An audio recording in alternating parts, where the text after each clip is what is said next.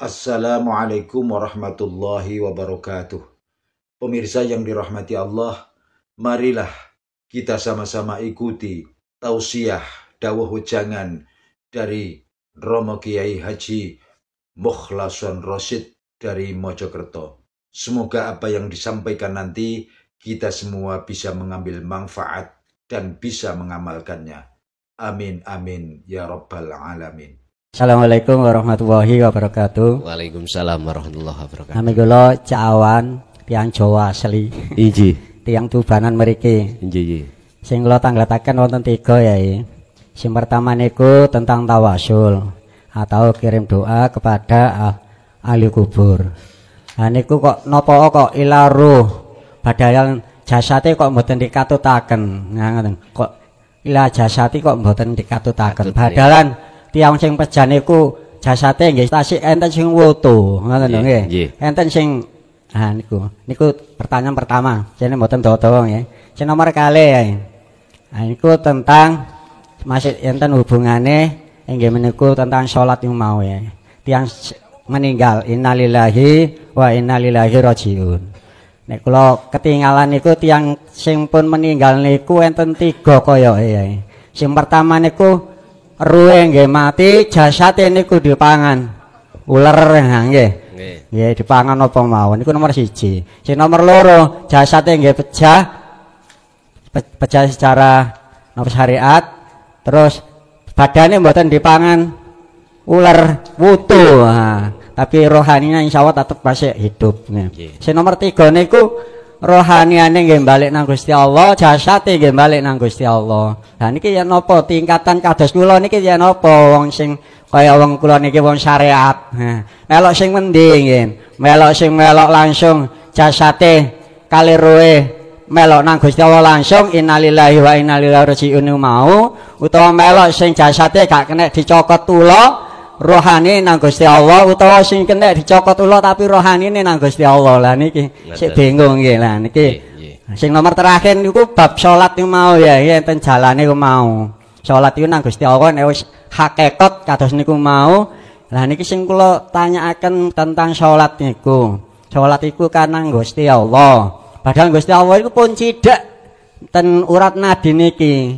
Lah kula niku nek kadang-kadang nek salat lah kok jongkar-jongkir. Wong Gusti Allah nek kene. Ha niku kadang-kadang kula niku nek salat ngapunten nggih der-der. Ngapunten. Kula kadang-kadang nek salat wis Allahu Akbar, imame pun sujud, kula tasik berdiri eling nek kula niku tasik enten mriki. Rohani secara rohani niku tasik enten mriki. Dadi kadang-kadang imame wis assalamualaikum kula tasik berdiri. Lah niki ngapunten. Lah niki bagaimana nanti salat kula lan napa? Niku mungkin insyaallah rong wae sampun ngertos. Kula nyuwun inggih menika penjelasan yang lebih saya. Wonten ngapunten kula akhiri assalamualaikum warahmatullahi wabarakatuh. Waalaikumsalam warahmatullahi wabarakatuh. Ketika manusia disebut ketika makhluk disebut manusia itu ada proses unsur jasmani, proses unsur rohani. Allah ciptakan kita jasmani dari saripati tanah, nanti akan kembali ke tanah. Proses ruhaniyah kita wanafahtu alastu birabbikum qalu bala syahidna. Proses ruhaniyah kita dari Allah nanti harus kembali kepada Allah. Bapak Ibu hadirin, itulah disebut manusia atau al-insan. Tinggal pertanyaannya, jasad dan rohani ini betul-betul manut apa aturan Allah apa mboten? Kalau jasad aturan syariat, kalau rohani aturan hakikat. Lah, mengapa ketika orang sudah meninggal itu kalau kirim dungo wasilah khususon ila ruhi jasati kok ora? Jawabnya sederhana. Krono jasati gak tampak. Tahu gak tampak? Mboten wonten. Miturut pandangan umum. Nggih. Tinggal ruhaniyahnya saja. Sehingga khususon ila ruhi, khususon ila arwah. Arwah niku jamak dari ruh. Berarti nek qawadah khususon ila arwah A, B, C, D, E, F, G dan seterusnya. Makanya kirim donga lewat Fatihah nek umpama orang 10 langsung mawon khususon ila arwah A, B, C, D, E sampai selesai. Atau khususon ila ruhi si A, khususon ila ruhi si B. Ngoten nggih mboten napa-napa. Sak kersa jenengan. Mengapa harus ila ruhi jasati kok ora? Jawabannya karena jasadnya di dunia sudah tidak ada. Yang terpenting di situ ketika wasilah, ketika jenengan tawasul kirim donga, sing penting lho. Idza matabnu adama ing qata'a. Ketika salah satu anak putu Adam iku meninggal dunia, maka terputuslah semua amaliyahnya. Kecuali 3 perkara. Sodakotin jariyatin au ilmin yantafa'u bih au waladin solehan. Iki Pak, anak soleh, yang disebut anak soleh itu anak yang hatinya sudah mencapai makrifat Allah. Ketika beliau tawasul atau kirim donga, ciri anak yang sudah soleh mungguh Allah makrifat. Mesti ora rumangsa dheweke sing nglakoni. Tapi di dalam hatinya akan muncul bahwasannya sumber wasilah iku parannya sangka Gusti yang Allah ada di dalam dirinya. Wal awwal wal akhiru wad dhahir wal batin. Al-Hadid ayat 3. Allah itu di awal, di akhir, di dhahir, di batin. Di situ Pak. Beliau itu sudah selalu di situ. Sehingga inilah wasilah atau tawasul kirim donga sing mesti ditampa dening Allah. Dijawab di dalam surah Al-Maidah ayat 27. Mana tawasul atau kirim doa yang diterima oleh Allah? Innama yataqabbalullahu minal muttaqin. Sesungguhnya amal ibadah apapun yang diterima oleh Allah adalah sesungguhnya ibadah yang diterima oleh Allah, amaliyah yang diterima oleh Allah manakala datangnya bersumber dari hati yang bertakwa. Artinya bertakwa, tinggalkan larangan, menjalankan perintah. Secara ruhaniyah tinggalkan larangan. Mana larangannya? Jangan beriman selain Allah. Mana perintah? Fa'budu, hanya beriman pada jelas yang wujudnya Allah, laisa kamislihi syai'un ini. Kalau boleh saya ringkas, ketika bertawasul hatinya bertajalli pada Allah. Bertajalli itu apa? Menetapkan akunya yang ada di dalam dirinya itu akunya Allah. Urip niki lho Pak. Nomor 2. Nomor 3 tentang masalah sholat.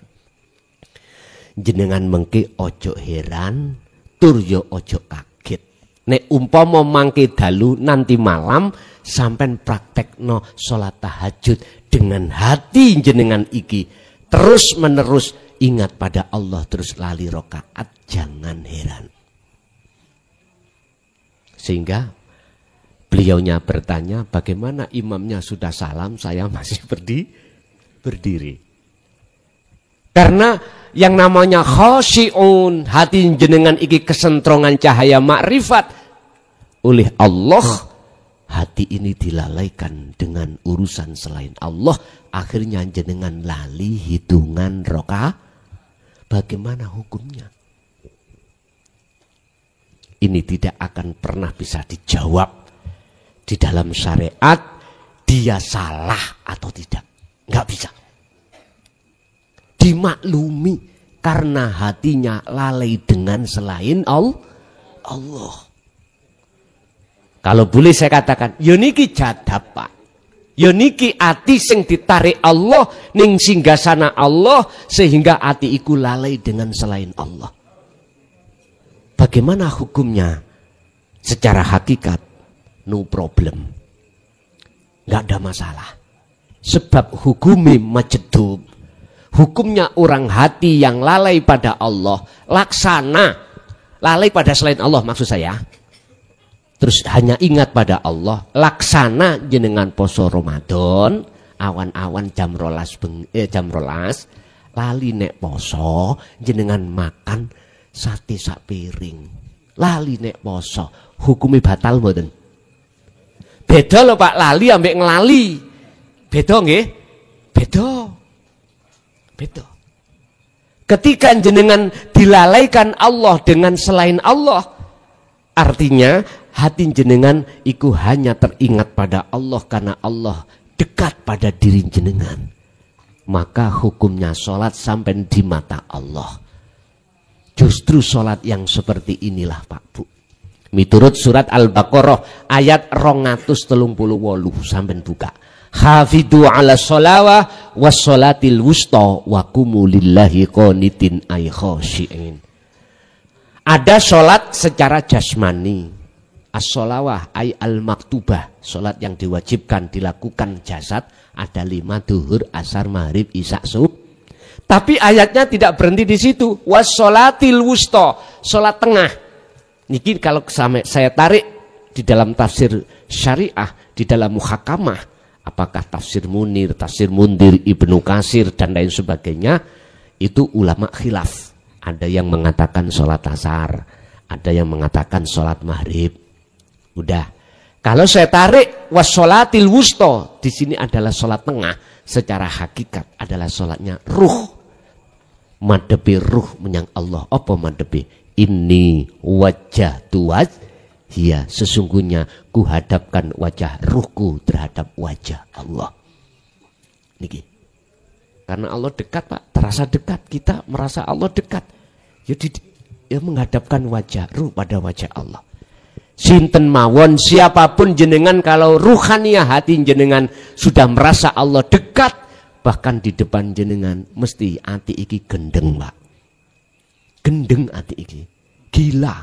Gila pada Allah, mboten gila selain Allah. Sekarang ini, baik mana gila nang Allah ambek gila nang bojone wong?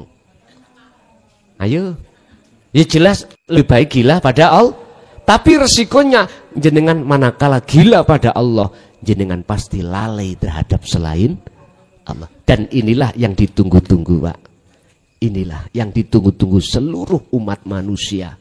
Rasulullah sebelum beliau wafat, kaifa ummati ya Jibril, piye umatku sok Jibril ketika saatku tinggal. Artinya apa? Jenengan itu diaturkan, diharapkan untuk sampai pada makrifat Allah karepe wonten mriku. Jadi mboten napa-napa bah. Jenengan sholat dalam keadaan seperti itu miturut pandangan hakikat, tapi pesanku yo dadi imam. Ya. Nek dadi imam, isok-isok subuh dadi 10 rakaat.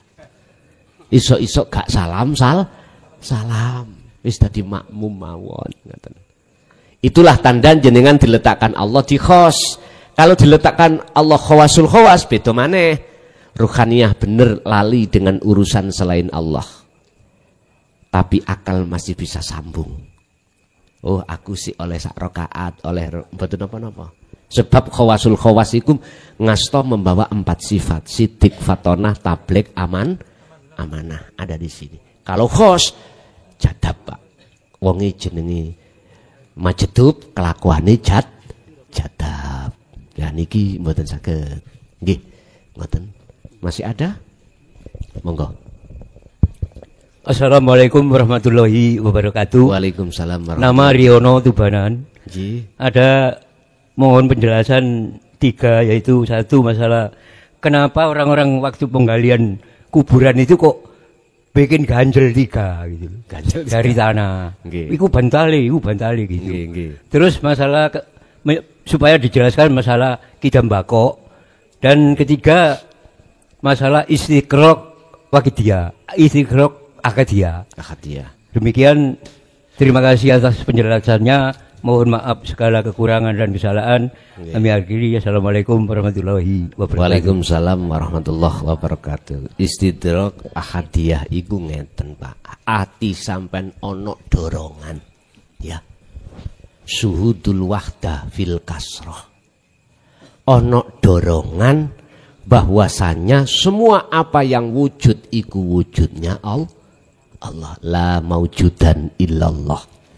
Artinya sampai melihat beberapa wujud dunya iki. Wadah. Ada wujudnya godhong, wujudnya gelas, wujudnya apapun. Istighraq jenengan iki ditarik nyawang hidup, nyawang urip. Berarti kalau hati sampai nyawang hidup tidak ada dua. Ahad. Kul katakan Muhammad huwa utawi hidup iku Allahu utawi jenenge Allah iku ahadun ahad esa. Jadi yang nyata yang tanpa bukan gelasnya Pak, bukan wujudnya makhluk, tapi yang tampak yang nyata itu mewujudi Gusti Allah miturut pandangan mata hati jenengan. Untuk mencapai sampai di wilayah tersebut jenengan harus lewat zikir sir atau zikir jahri, tapi harus disertai sirul asror, yaitu zikir su'aul basyirah, rasa. Nanti kalau rasa sudah rampung, ainul basyirah ketemu. Kalau ketemu sudah rampung, hakul basyirah menyatakan innani anallah, sesungguhnya aku iki Allah, bukan aku hamba ini sudah lepas. Pun satu. Nomor 2, masalah ganjel telu kuwi. Nggih, mohon maaf, iku ular-ulare wong Jawa. Setunggal secara syariat mayiti cekak ngeblak ngadep mendukur. Wis iku cara syariat akal. Ning artinya cara hakikat nyuwun sewu Pak. Ada 3 perkara, yang 3 perkara ini harus sampai fanakno manakala jenengan mengharapkan sampai ke ahad. Apa 3 perkara? Kholik, salik, atau yang melihat, terus kholik, Allah yang dilihat atau yang disembah, terus mata yang kanggo melihat. Ada 3 hal, makhluk, kholik, atau sesuatu yang dibuat untuk menghadap kepada kholik. Berarti 3 hal ini adalah nama, masih nama.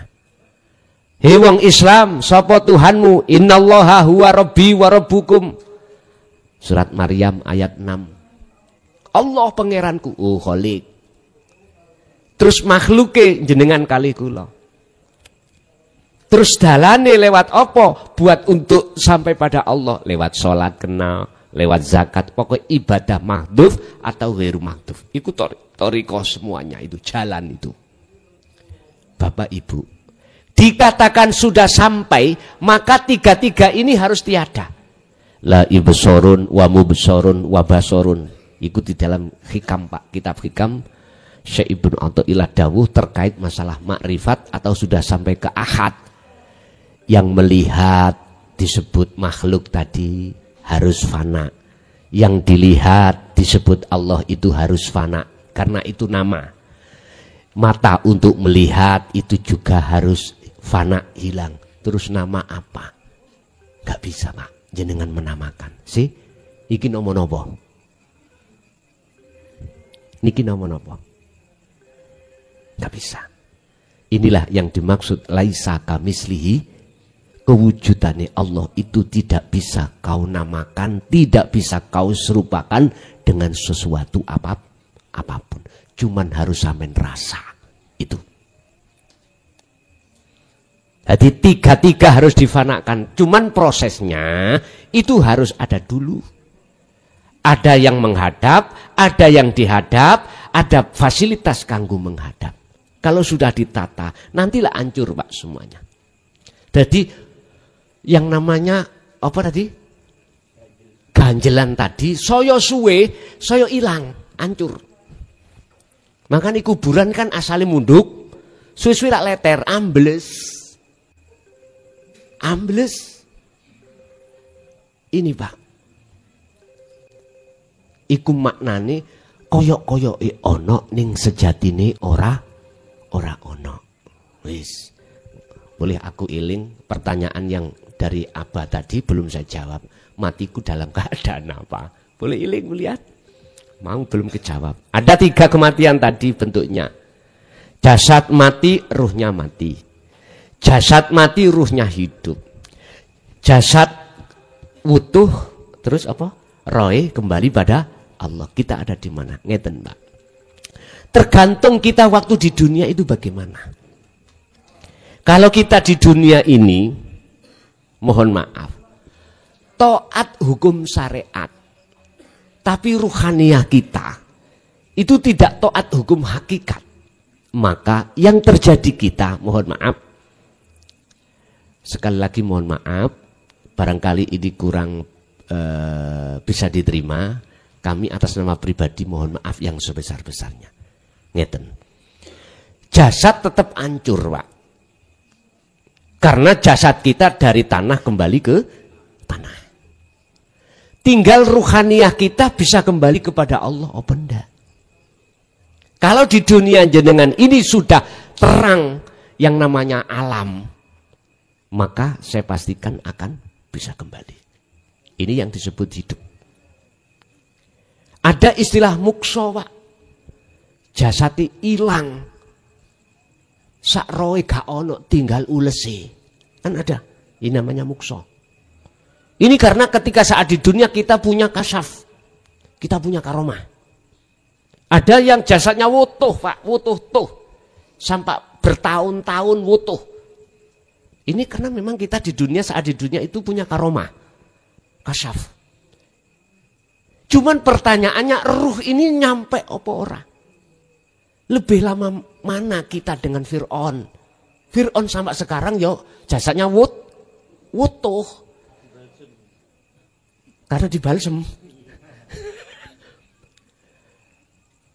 Itu kan cuma proses. Itu. Kita nggak butuh jasad utuh atau hancur, nggak butuh. Yang kita butuhkan ruhaniyah ini bisa kembali kepada Allah, Bunda. Tergantung ruhaniyah kita ini kembali bisa atau tidak, sampai lihat di dalam surah Al-Baqarah 257. Tergantung ketika saat di dunia kita ini, Allahu waliyul ladina amanu yukhrijuhum minadh-dhulumati ilan nur. Di dunia ini hati kita sudah enggak buta pada Allah, nambaden. Hati kita sudah menjadikan Allah sebagai iman yang kokoh atau tidak. Hanya itu. Bahasa lain, iman kita sudah ihsan atau belum. Kalau sudah ihsan, mesti husnul khotimah. Cirinya ada di situ. Kalau kita di dunia syariatnya kita patuh, otomatis jasad kita itu diterami oleh Allah. Kalau tidak, ya udah. Sekarang yang terpenting ruhaniyah kita. Apakah ruhaniyah kita bisa diterima oleh Allah apa enggak?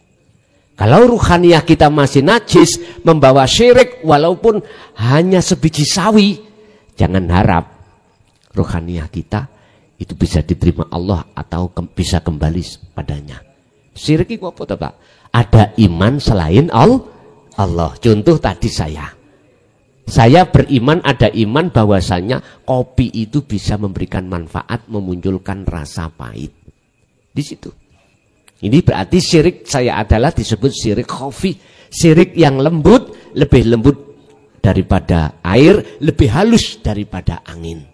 Ini jarang diterangkan di tengah masyarakat. Kebanyakan kita itu diterangkan syirik jali. Syirik yang jelas. Apa?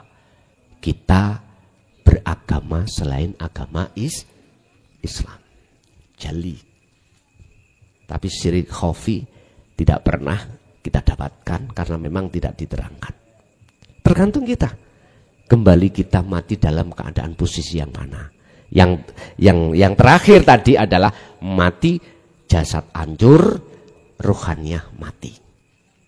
Iki coro nopo kuadrat.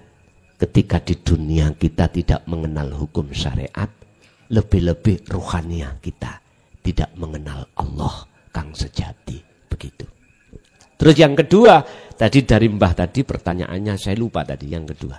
Apa Mbah? Oh, Kidambako. Bapak Ibu, kita tahu di dalam Nahdien kita diajarkan mengenal sifat Allah. khususnya sifat wajib di dalam aqaid sekat ya. Di situ ada sifat nafsiyah, ada sifat salbiyah, ada sifat ma'ani, ada sifat maknawiyah. Khusus di dalam kidam bako adalah salbiyah. Artinya sifat wujudnya Allah, wajibnya Allah yang tidak bakal dimiliki oleh makhluk yang berbentuk manusia. Wujud kidam. Kidam itu maknanya dahulu. Artinya secara syar'i sebelum adanya dunya saisini ma fis samawati wa ma fil ardi, wujude Allah iku langkung rumiyin. Keadaan iku keadaane Allah, bukan situasi. Adanya Allah itu langkung rumiyin lebih dahulu daripada selain Allah. Itu secara syariat bisa diterima. Akhirnya di mana ada sesuatu yang diciptakan pasti ada yang menciptakan. Wujud yang menciptakan dengan yang diciptakan jelas tidak sama. Jelas tidak sama. Disebut kidam dahulu ya. Luwih dhisik ananing Allah daripada selain Allah. Bahasa wene sebelum wujude wit utawa jenengan iki ada Nur Muhammad. Ada yang disebut Nur Muhammad. Apa Nur Muhammad? Wiji kang dumadi sak lebeti urip. Sel yang terjadi sebelum wujud jenengan kalih kula. Bahasa manusia di dalam nutfah. Nutfah itu adalah mani. Itu ada sel, ada hidup. Itulah Pak yang disebut Nur Muhammad. Jikalau tidak ada itu, nggak mungkin akan terjadi wujud kita sebagai manusia. Ketika saat Nur Muhammad itu, yang nantinya akan disebut ruh wa nafakhtu, dan kutiupkan ruhku, kata Allah, terhadap jasad. Jikalau tidak ada Nur Muhammad itu tidak akan terjadi manusia.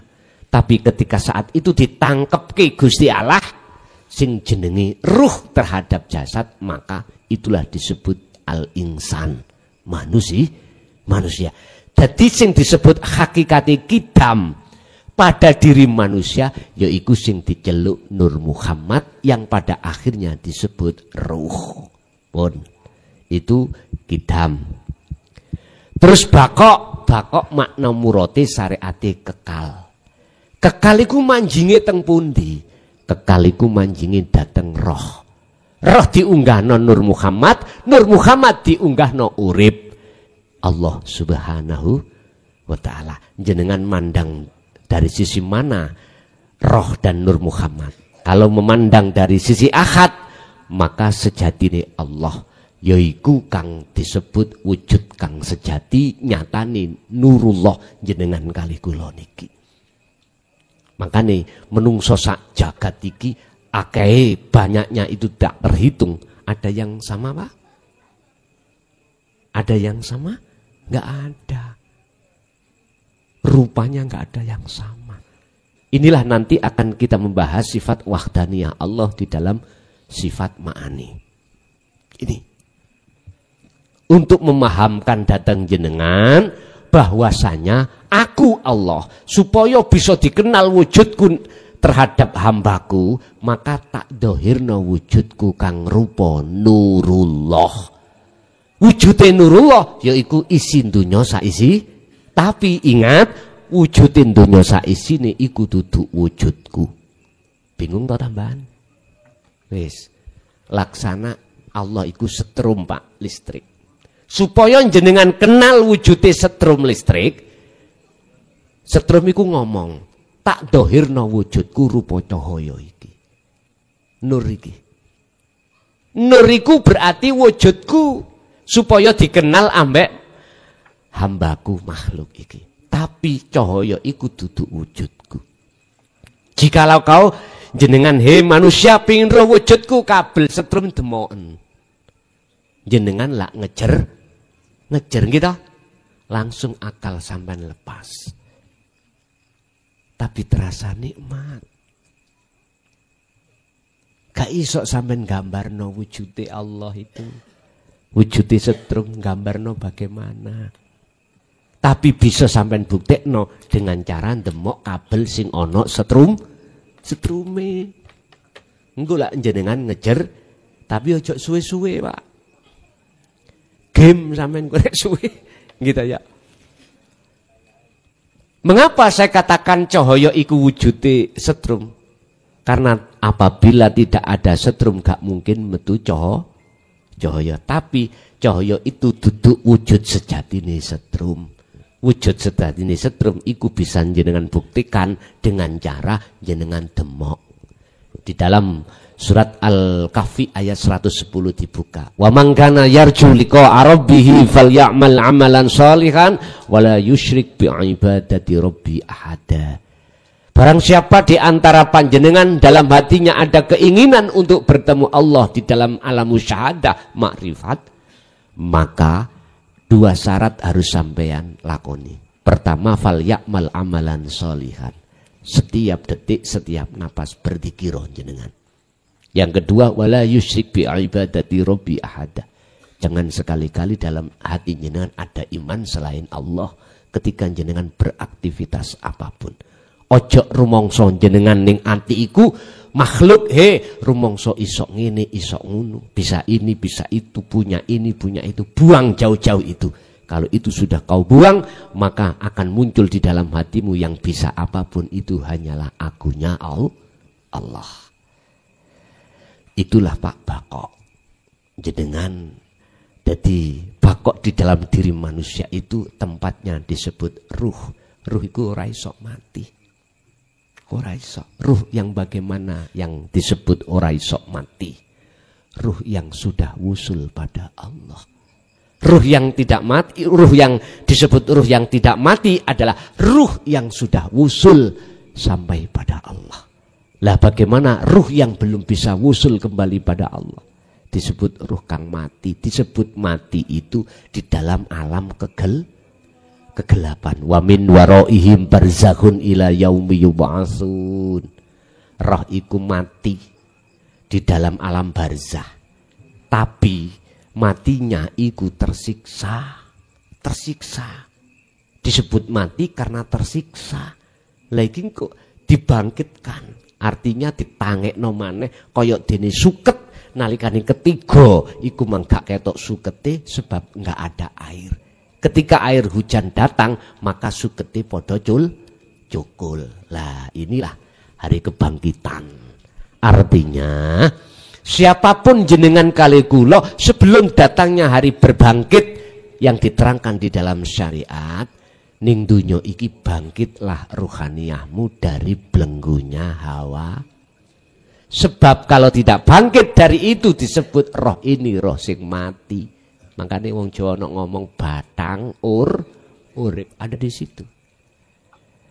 Jadi bakok itu Mbah, di letaknya adalah maksud bakok adalah kekal, letaknya ada di ruh. Artinya ruh tidak akan pernah ngalami kematian. Ruh yang bagaimana? Ruh yang sudah wusul dateng Gusti.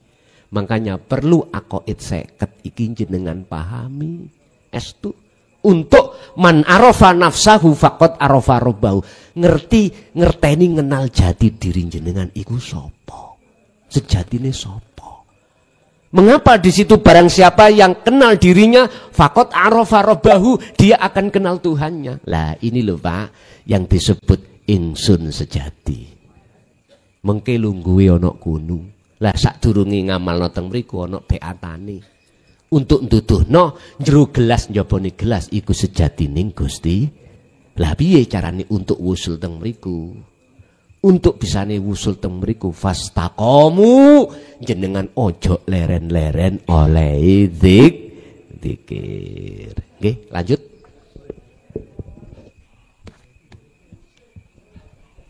Assalamualaikum warahmatullahi wabarakatuh.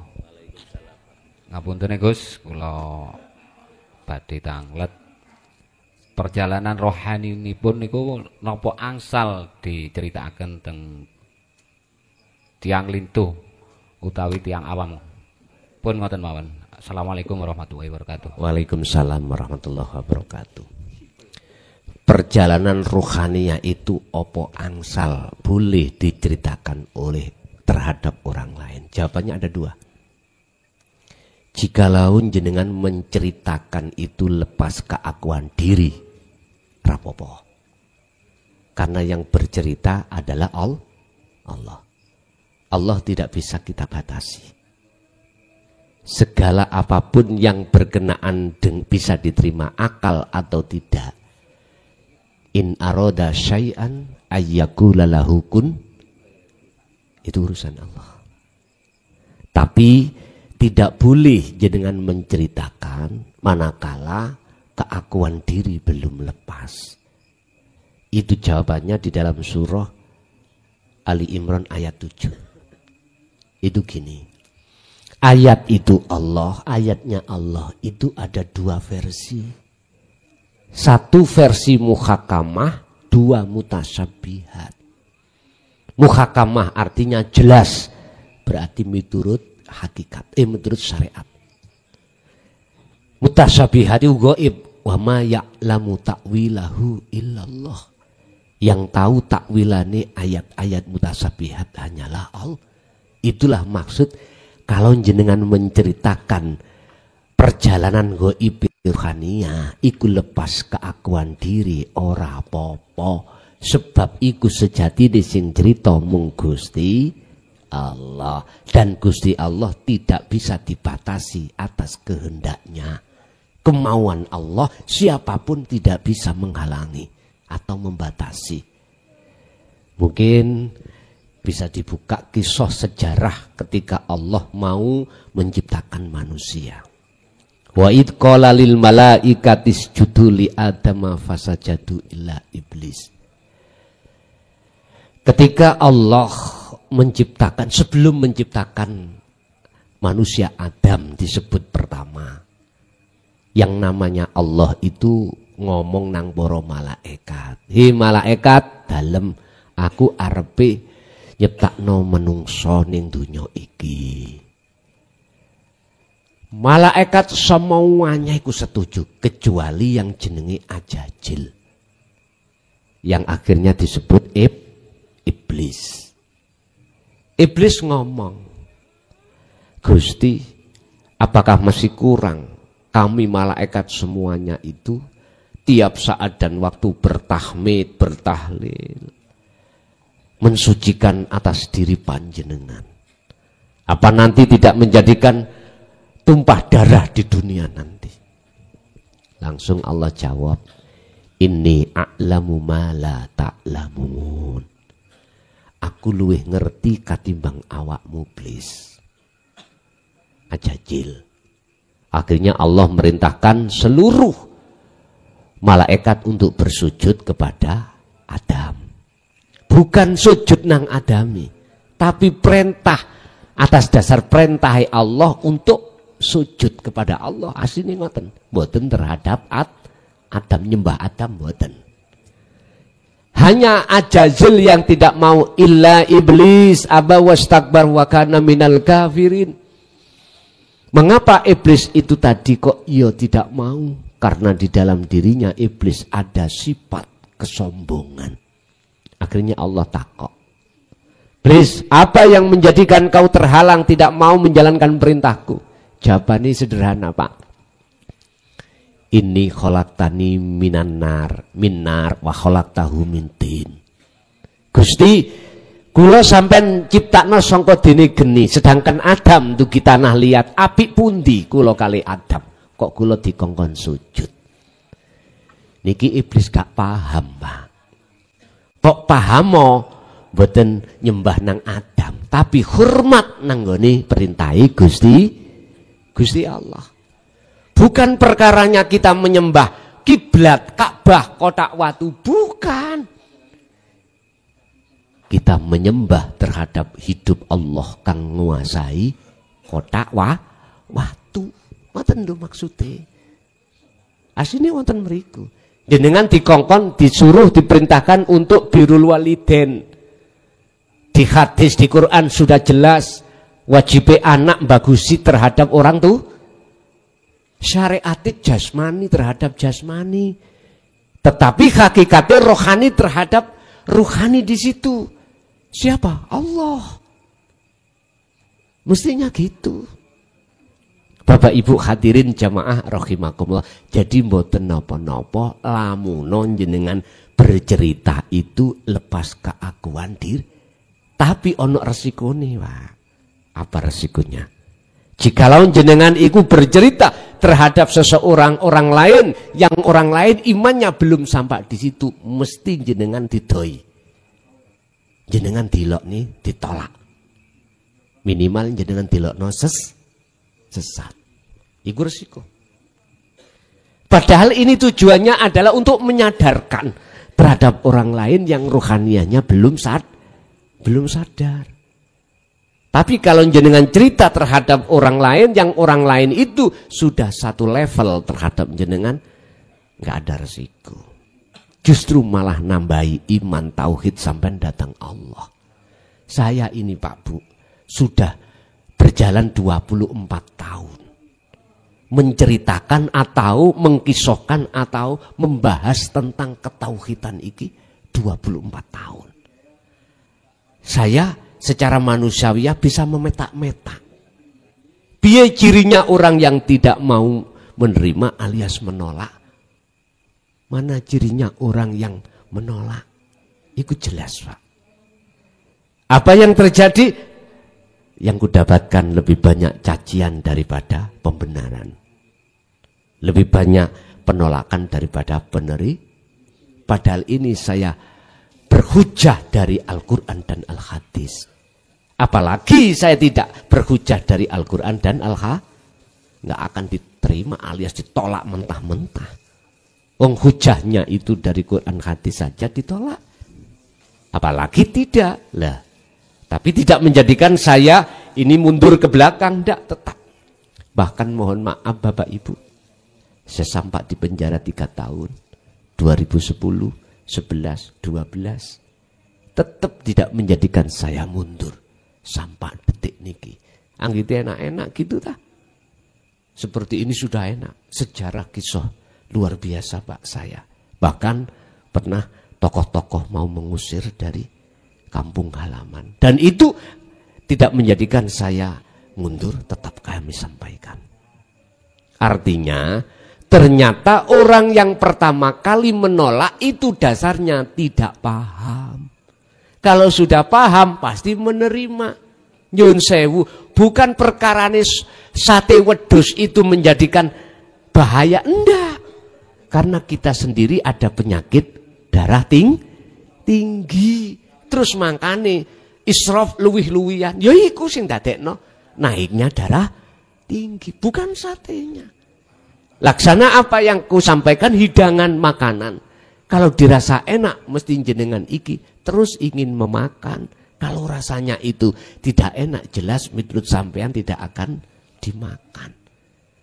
Jujur kami sampaikan tentang masalah dinut tauhid ini tidak hanya orang yang beriman saja, enggak. Justru bidikan saya adalah orang-orang yang ruhaniahnya belum beriman kepada Allah Kang sejati. Buat apa saya sampaikan pada orang yang sudah beriman? Itu semata-mata untuk mentaukid, menguatkan imannya. Tujuan aslinya pada orang yang belum beriman. Calon jenengan niku wau, lalapo aku iki ngajari bebek ngelangi. Ya ngajari ae pitik sing gak iso ngelangi ketika keceblung banyu ben gak mati ku piye. Dunya sak isine Pak minangka lautan. Kita manakala tidak bisa berenang pasti tenggelam akhirnya mati. Kula niki namung murui wong sing gak iso ngelangi. Wong sing iso ngelangi lha apa diwurui? Wong bebek kok ya diwulang ngelangi. Tapi setidaknya, makanya tadi saya katakan, kalau jenengan sudah mengenal atau mendengarkan ajaran ini sebagai tambahan, mentaukiti menguatkan iman tauhid sampeyan. Tapi sing durung mendengarkan, nggih mohon maaf. Nggih ngapunten ingkang kathah. Yo gak tak salahno nek umpama gak gelemangan kabur. Mboten kula salahno. Karena beliau-beliau itu yo butuh proses. proses ngoten dulur. Nggih, ada lagi.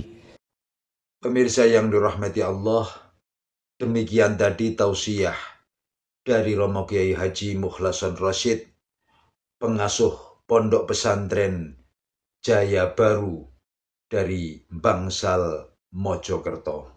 Semoga apa yang disampaikan tadi kita semua bisa mengamalkannya. Amin, amin, ya Rabbal Alamin.